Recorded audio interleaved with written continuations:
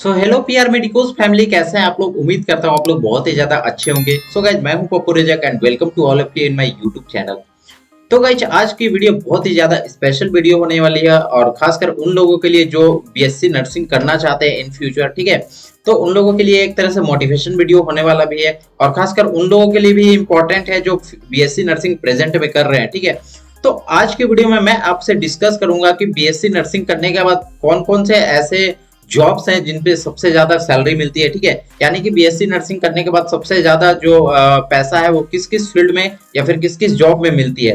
तो friends, nursing का जो प्रोफेशन है, नर्सिंग का जो स्कोप है, वो पहले ऐसा बोला जाता था कि केवल हॉस्पिटल में ही मतलब कि जॉब मिलता है, बट ये जो है बहुत डिमांडिंग होते जा रहा है। ये बहुत ही ब्रॉड लेवल पे बढ़ते जा रहा है। नर्सिंग करियर बहुत ही ज्यादा जो है बड़ा होते जा रहा है। इसमें जरूरत नहीं है, जरूरी नहीं है कि केवल हॉस्पिटल में ही आपको जॉब मिलेगा। इसमें बहुत सारे सेक्टर्स नए नए जो है डेवलप हो रहे हैं, बहुत सारे हेल्थ केयर सेक्टर से लिंक हो रहा है, ठीक है। जिसमें आप बीएससी नर्सिंग करने के बाद आप जॉब कर सकते हैं और अच्छे खासे पैसे जनरेट कर सकते हैं, ठीक है।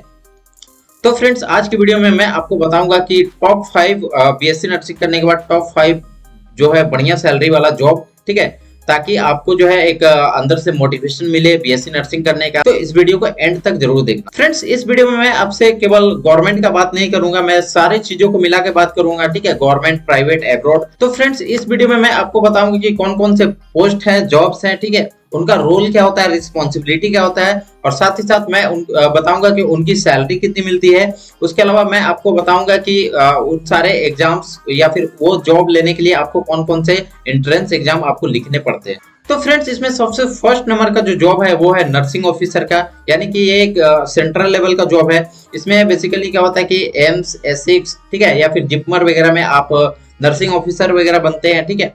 तो इसमें जो है इसका जो रोल होता है वो होता है कि जो भी वहाँ का जो स्टाफ नर्स वगैरह होते हैं उनको लीड करते हैं, ठीक है, उनको लीड करते हैं। साथ ही साथ वहाँ वहाँ का जो पेशेंट होते हैं, ठीक है, उनको ट्रीटमेंट करते हैं, ठीक है, उनका केयर देते हैं। और साथ ही साथ है कि और भी बहुत सारे एम्स के अंदर जितने सारे भी नर्सिंग के से रिलेटेड जितने सारे भी वर्क होते हैं ये नर्सिंग ऑफिसर करते हैं। इसके अलावा आईसीयू हो गया, ऑपरेशन थिएटर हो गया, ठीक है, और भी जो भी जितने सारे भी वार्ड होते हैं उन सारे वार्ड में काम करते हैं, ठीक है। उसके अलावा क्या करते हैं, मेडिकेशन मैनेजमेंट करते हैं। रही बात इनकी सैलरी की, तो सैलरी जो होती है सातवां पे कमीशन, जो 7th पे कमीशन है, उसके अकॉर्डिंग इनकी जो सैलरी है वो स्टार्टिंग सैलरी जो है वो 75,000 से है, ठीक है। इसके अलावा इनको बहुत सारे एडिशनल बेनिफिट्स भी मिलते हैं, ठीक है, बहुत सारे इनको पर्क्स भी मिलते हैं। उसके अलावा इंटेंसिव भी मिलते हैं, तो बहुत सारे बेनिफिट्स आपको मिलते हैं इसमें। तो फ्रेंड्स, अब बात करते हैं कि इसमें नर्सिंग ऑफिसर कैसे बनते हैं, इसमें कौन कौन से एग्जाम लिखने पड़ते हैं।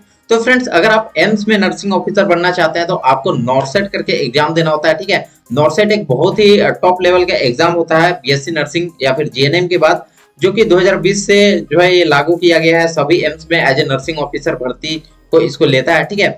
और अगर आप जो है जिपमर वगैरह में अगर एज ए नर्सिंग ऑफिसर काम करना चाहते हैं, ठीक है, तो उसके लिए अलग से एग्जाम होता है, एसिक्स वगैरह का अलग से एग्जाम होता है। तो फ्रेंड्स, इन सारे एग्जाम्स को क्वालिफाई करके आप नर्सिंग ऑफिसर बन सकते हैं।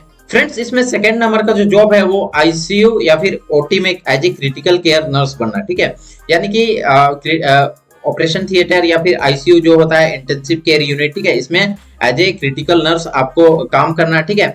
इसमें जो है आपकी जो सैलरी है वो डिपेंड करता है आपका हॉस्पिटल के अकॉर्डिंग, ठीक है। यानी कि अगर कोई बड़ा हॉस्पिटल है जैसे अपोलो हो गया, मैक्स, ठीक है, फोर्टिस, ये सारे बड़े बड़े हॉस्पिटल में अगर आप काम करते हैं तो वहां पे आपकी जो स्टार्टिंग सैलरी होती है वो 80,000, 90,000 या 1 लाख से भी स्टार्ट हो सकती है, ठीक है। फ्रेंड्स, अब बात करते हैं कि ये जॉब हमें कैसे मिलेगी।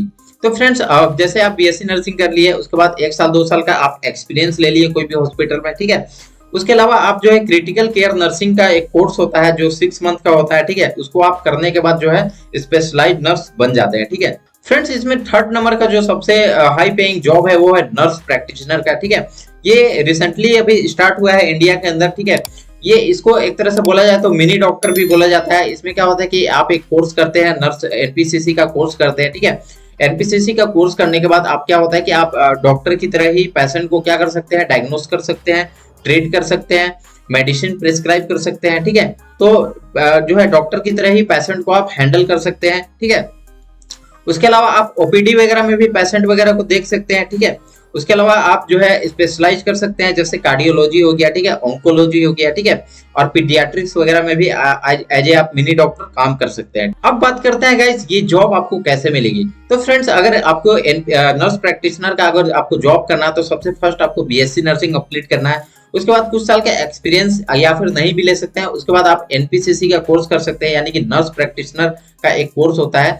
उसको करने के बाद जो है आपको जब डिग्री मिलती है उसके बाद आप जो है गवर्नमेंट या फिर प्राइवेट किसी में भी आप अप्लाई करके आप जो है नर्स प्रैक्टिशनर बन सकते हैं। तो फ्रेंड्स यही था, और इसमें आपकी जो सैलरी जो होती है वो काफी ज्यादा होती है। इसमें जो सैलरी होती है वो 1 लाख से कम स्टार्टिंग होती है, ठीक है। तो काफी अच्छा खासा पैसा है और बहुत ही रिस्पेक्टेबल जॉब है। फोर्थ नंबर का जॉब अगर हम देखा जाए नर्सिंग फील्ड में तो वो होता है एब्रॉड, ठीक है। वैसे तो फर्स्ट नंबर पे एब्रॉड ही होना चाहिए था, बट मैं फोर्थ नंबर पे इसलिए रखा हूँ क्योंकि अपने कंट्री को सबसे फर्स्ट प्रायोरिटी देना जरूरी है। और उसके अलावा एक और रीजन है कि अगर आप फॉरेन कंट्रीज में काम करते हैं तो वहां पे पैसा है, बेशक आप 2 लाख 3 लाख 4 लाख कमा सकते हैं, बट वहां का जो टैक्सेशन सिस्टम होता है, टैक्स सिस्टम जो होता है, उसके अलावा वहां का जो अगर आप वहां पे अगर आप डॉलर में कमा रहे हैं तो खर्चा भी डॉलर में ही करना है, ठीक है। तो ऐसा नहीं है कि अगर आप 4 लाख कमा रहे हैं तो आप 4 लाख रुपया सेव कर लेंगे। अगर आप 4 लाख कमा रहे हैं तो आप ऐसा जाहिर सा बात है कि 2 लाख रुपया जो है वहां पे आपका खर्च होना ही है। तो ये डिपेंड करता है कंट्री बाय कंट्री के ऊपर। अगर यूके में जाएंगे तो आप पाउंड में कमाते हैं, ठीक है। तो आप जैसा कमाते हैं उसके अकॉर्डिंग ही उसी की करेंसी में आपको वहां पे खर्च होता है, ठीक है। तो ऐसे अच्छा है, बट ये इसमें जो है मैं जो है इंडिया को प्रायोरिटी दिया हूँ, ठीक है।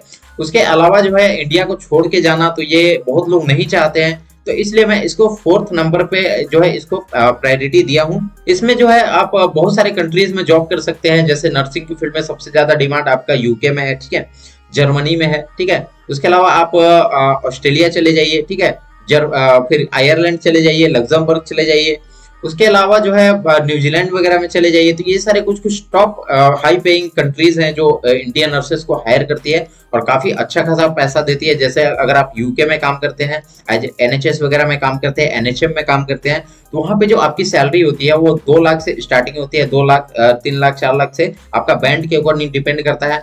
अगर आप ऑस्ट्रेलिया में काम करते हैं तो ऑस्ट्रेलिया में भी जो है आपकी जो सैलरी है वो 5 लाख पर मंथ से स्टार्टिंग होती है। तो काफी मोटा सैलरी है, काफी अच्छी सैलरी होती है। इन सारे कंट्रीज में हम कैसे जा सकते हैं? तो फ्रेंड्स इन सारे कंट्रीज में हम कुछ कुछ एग्जाम्स वगैरह हम देते हैं, कुछ टेस्ट वगैरह देते हैं, ठीक है। उसके बाद हम वीजा वगैरह का अप्लाई करते हैं। तो ये कुछ कुछ एक प्रोसेस होता है, हर कंट्री का अपना अपना प्रोसेस होता है, ठीक है। तो इस तरीके से जैसे आप यूके, अगर आपको एग्जाम्पल के लिए यूके जाना है तो यूके के लिए आपको सबसे फर्स्ट ओईटी या फिर आईएलटीएस का एग्जाम आपको क्रैक करना होगा। उसके बाद फिर आपको सीबीटी का एग्जाम लिखना होता है, फिर आप वहां पे जाते हैं वीजा के थ्रू। उसके बाद फिर आप वहां पे ऑस्की देते हैं और कुछ कुछ जो है एग्जामिनेशन आपको पास करना पड़ता है, इंटरव्यू देना पड़ता है। उसके बाद वहां पे क्या होता है, आपको जो है लाइसेंस मिलता है और वहां पे एज ए रजिस्टर्ड नर्स आप काम करते हैं, ठीक है। तो ये कुछ कुछ इसी तरह से हर एक कंट्रीज का अपना अपना सिलेक्शन क्राइटेरिया होता है, प्रोसेस होता है, उसको फॉलो करके वहां पे जाना होता है, ठीक है। तो फ्रेंड्स ये था अब्रॉड नर्सिंग। अब हम फिफ्थ नंबर का बात करते हैं, वो है नर्सिंग एजुकेटर, ठीक है, यानी कि प्रोफेसर बोल सकते हैं। नर्सिंग कॉलेज वगैरह में जो नर्सिंग स्टूडेंट्स होते हैं उनको टीच करना होता है, ठीक है। इनका मेन काम होता है बीएससी नर्सिंग या फिर जीएनएम या फिर एमएससी नर्सिंग का जो स्टूडेंट्स होते हैं उनको टीच करना होता है। उसके अलावा जो है मेडिकल कॉलेज या यूनिवर्सिटी में एज ए लेक्चरर आप जॉब कर सकते हैं, ठीक है। उसके अलावा आप रिसर्च के फील्ड में भी जा सकते हैं, नर्सिंग रिसर्च वगैरह में आप रिसर्च कर सकते हैं, ठीक है। और भी बहुत सारे काम होते हैं जो है लेक्चरर वगैरह का जो होता है, सबका अपना अपना काम होता है, ठीक है। इसमें जो आपकी जो सैलरी होती है वो स्टार्टिंग सैलरी होती है 1 लाख से आपकी स्टार्टिंग सैलरी हो जाती है, ठीक है। काफी अच्छी इसमें सैलरी होती है, ठीक है। अब ये जॉब हमें कैसे मिलेगी? तो फर्स्ट आपको जो है इसमें अगर आप बीएससी नर्सिंग कंप्लीट कर लिए हैं तो उसके बाद 1 साल का कम से कम टीचिंग एक्सपीरियंस मांगता है। उसके बाद आप एमएससी नर्सिंग के लिए एडमिशन करते हैं, तो एमएससी नर्सिंग आप करते हैं। एमएससी नर्सिंग करने के बाद क्या कर सकते हैं, अगर आपको फर्दर स्टडी करना तो आप पीएचडी कर सकते हैं, लेकिन आप एमएससी नर्सिंग के बाद एलिजिबल हैं नर्स एजुकेटर बनने के लिए, ठीक है। तो फ्रेंड्स एमएससी नर्सिंग इंपॉर्टेंट होता है। वैसे तो बीएससी नर्सिंग करने के बाद भी आप बन सकते हैं, बट जनरली क्या होता है कि हर जगह पे क्या होता है कि एमएससी नर्सिंग की डिमांड होती है, एमएससी नर्सिंग मांगा जाता है। तो फ्रेंड्स यही थे कुछ कुछ टॉप जो है हाई पेइंग जॉब्स, ठीक है, जो इंडिया में या फिर अब्रॉड में या प्राइवेट गवर्नमेंट में कहीं भी, ठीक है, ये सारे कोर्सेज, ये सारे जॉब्स जो है वो अवेलेबल है। ठीक है, तो आप बीएससी नर्सिंग करने के बाद इन सारे जॉब्स की तरफ मूव कर सकते हैं और काफी अच्छा पैसा कमा सकते हैं। नॉर्मल जो है प्राइवेट हॉस्पिटल में तो कोई भी कमा लेता है, जीने खाने के लिए कोई भी कमा लेता है बीएससी नर्सिंग करने के बाद। इतना हर किसी के पास हो जाता है कि 15 से 20,000 30,000 रुपए महीने कमा सकता है, हर कोई इतना कैपेबल हो जाता है। बट फ्रेंड्स, मैं आपसे यही रिक्वेस्ट करूंगा कि इतना अगर आपके पास रखा ही है तो आप थोड़ा सा और इफर्ट लगा लीजिए अपने लिए। ठीक है, आपको थोड़ा सा और मेहनत करने की जरूरत है। अगर आप थोड़ा सा अपने आप को पुशअप करते हैं, ठीक है, अपने तरफ से इफर्ट डालते हैं, तो आप हो सकता है कल को आप एम्स वगैरह में, एब्रॉड कंट्रीज में, ठीक है, या फिर कोई अच्छा कॉलेज वगैरह में पढ़ा सकते हैं एज ए लेक्चरर या फिर प्रोफेसर, प्रिंसिपल, ये सारा चीज आप बन सकते हैं। तो फ्रेंड्स, इसको आप हल्के में मत लेना, आप अच्छे से स्टडी करो, फोकस करो, मेहनत करो। ठीक है, अपना 110% इफर्ट लगा दो। ठीक है, ज्यादा से ज्यादा टाइम वगैरह वेस्ट मत करो, सोशल मीडिया से दूर रहो और अच्छे से पढ़ाई करो। ठीक है, तो ये कुछ कुछ जॉब्स थे जो आपको ध्यान में रखना जरूरी है। ठीक है, तो उम्मीद करता हूँ आपको ये वीडियो बहुत ज्यादा हेल्पफुल लगेगी। वीडियो अगर इन्फॉर्मेटिव लगी तो वीडियो को लाइक कर दीजिएगा और मेरे चैनल पर नए होंगे तो प्लीज चैनल को सब्सक्राइब कर दीजिएगा। Thank you so much.